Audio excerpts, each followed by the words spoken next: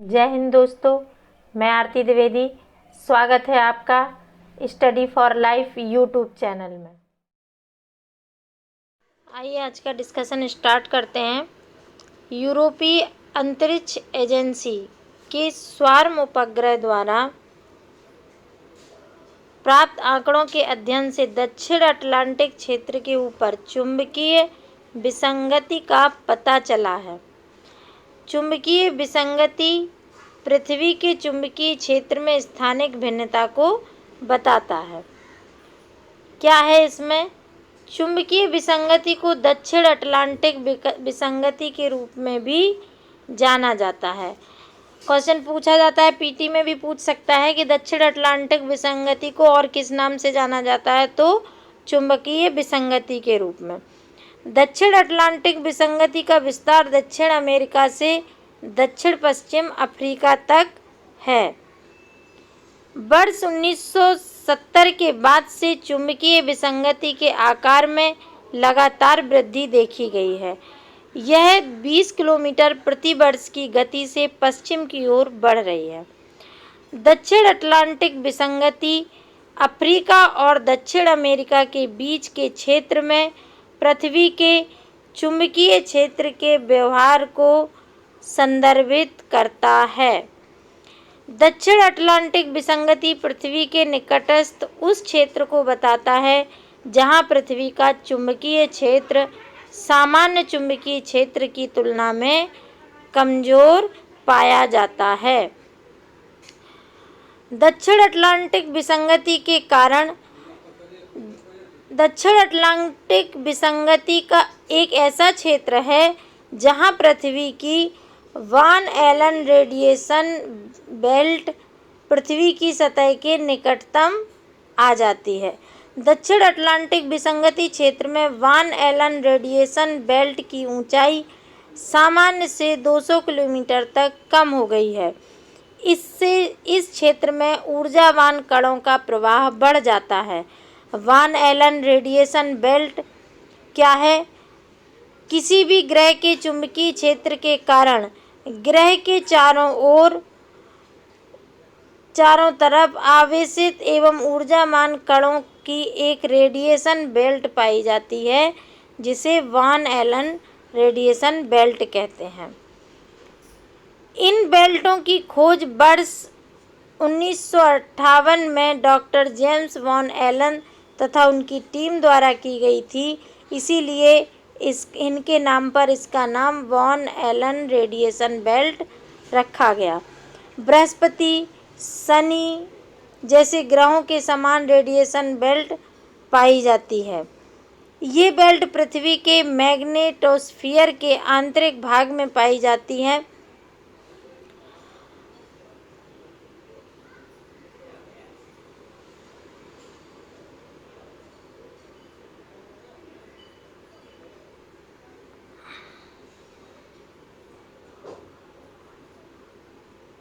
Von Elon radiation belt का निर्माण कैसे होता है? ऐसा माना जाता है कि रेडिएशन बेल्ट के मुख्य घटकों का निर्माण सौर, पवन तथा कॉस्मिक विकिरणों से होता है। पृथ्वी की 2 रेडिएशन बेल्ट हैं, एक आंतरिक वॉन एलन रेडिएशन बेल्ट, दूसरा बाहरी रेडिएशन बेल्ट। आंतरिक रेडिएशन बेल्ट जो है वो पृथ्वी की 1000 किलोमीटर से 6000 किलोमीटर की ऊंचाई तक विस्तृत है। 1000 से 6000 किलोमीटर तक। आंतरिक बेल्ट में प्रोटॉन और इलेक्ट्रॉनों का संयोजन होता है। बाह्य रेडिएशन बेल्ट में क्या है? यह पृथ्वी की 15000 से 25000 किलोमीटर तक विस्तृत है। इसमें मुख्यतः ऊर्जावान तथा आवेशित इलेक्ट्रॉन पाए जाते हैं। चुंबकीय क्षेत्र कमजोर होने का क्या कारण है? विगत 200 वर्षों में पृथ्वी के चुंबकीय क्षेत्र में औसतन 9% की कमी हुई है। पृथ्वी के चुंबकीय क्षेत्र में सबसे अधिक कमी एसएसए क्षेत्र में देखने को मिली है। विगत 50 वर्षों में एसएसए के क्षेत्र में विस्तार हुआ है तथा इसका लगातार पश्चिम की ओर यह बढ़ रहा है। एसएसए के क्या प्रभाव हैं? मैग्नेटिक शील्ड चुंबकीय ध्रुव के स्थान को निर्धारित करने में मदद करता है। एसएसए प्रभाव के कारण पृथ्वी के चुंबकीय ध्रुव को फिर से निर्धारित करने की आवश्यकता हो सकती है। मैग्नेटिक शील्ड अवांछित विकिरण को रोकने में महत्वपूर्ण भूमिका निभाता है।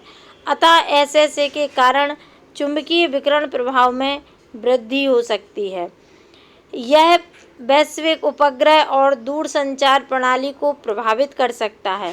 स्मार्टफोन में मैपिंग एवं नेविगेशन प्रणाली भी इससे प्रभावित हो सकती है।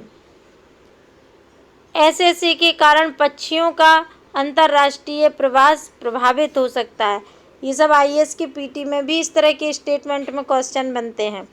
यहाँ ध्यान देने योग्य तथ्य यह है कि पक्षी तथा जानवरों का मौसमी प्रवास पृथ्वी के बाह्य वायुमंडल में परिवर्तन से प्रभावित होता है। क्या निष्कर्ष निकलेगा? दक्षिण अटलांटिक विसंगति के बारे में भी वैज्ञानिक समझ अपर्याप्त है, अतः भविष्य में इसका क्या प्रभाव होगा यह अभी अज्ञात है।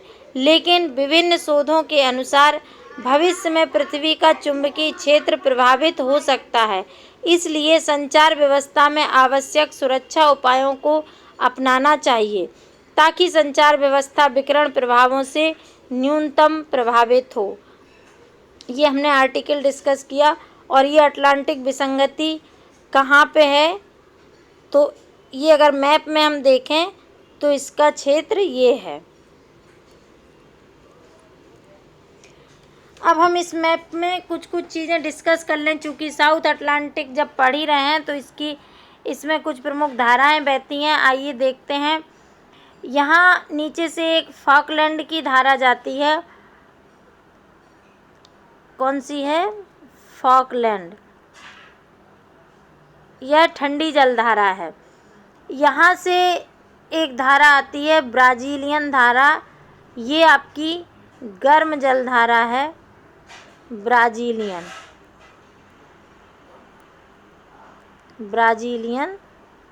धारा।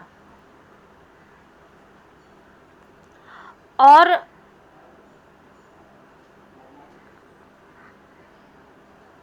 ये ब्राज़ीलियन धारा हो गई। यहाँ पे आपकी गिनी की धारा है, ये भी गर्म धारा है। गिनी की जलधारा ये भी गर्म है। और यहाँ से मैप उतना फ़ोटो में नहीं आया है। यहाँ पे एक बहती है बेंगुला की धारा, और ये बेंगुला की धारा ठंडी धारा है। बेंगुला। कल के मैप में हमने उस तरफ आपको अगुलहास की धारा बताई थी जो गर्म जलधारा है। ये बेंगुला की जलधारा ठंडी है, और यहाँ इक्वेटर है आपका। तो यहाँ पे ये इक्वेटर है, यहाँ पे आपकी इक्वेटर की धारा चलती है। इसके ऊपर अटलांटिक, नॉर्थ अटलांटिक में आपकी ग्रीनलैंड की धारा, जैसे यहाँ पे आपकी ग्रीनलैंड की धारा आती है, ये ठंडी है, इधर से आएगी।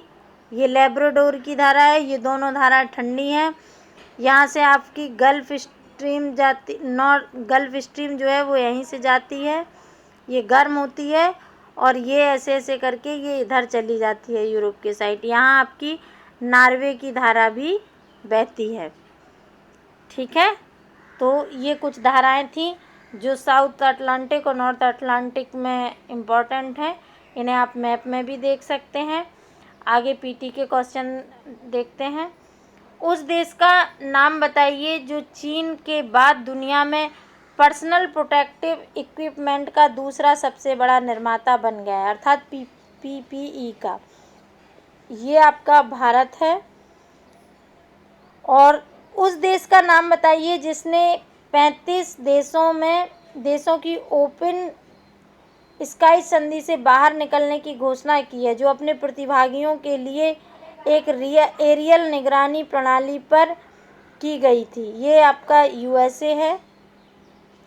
वर्तमान केंद्रीय मानव संसाधन विकास मंत्री का नाम बताइए जिन्होंने सीबीएसई द्वारा शिक्षा के मूल आधारित वैश्विक मानकों को अपनाने के लिए बोर्ड द्वारा उठाए गए उपायों के पर आधारित 3 हैंडबुक जारी की हैं। तो इनका नाम है रमेश पोखरियाल। अगला क्वेश्चन है, स्वास्थ्य और परिवार कल्याण मंत्रालय ने ड्रग रेगुलेटरी सिस्टम में सुधार के लिए एक समिति का गठन किया है। इसकी अध्यक्षता कौन करेगा? तो ये अध्यक्षता करेंगे राजेश भूषण जी। उस मंत्रालय का नाम बताइए जिसने हाल ही में ड्रग रेगुलेटरी सिस्टम में सुधार के लिए एक समिति का गठन किया है।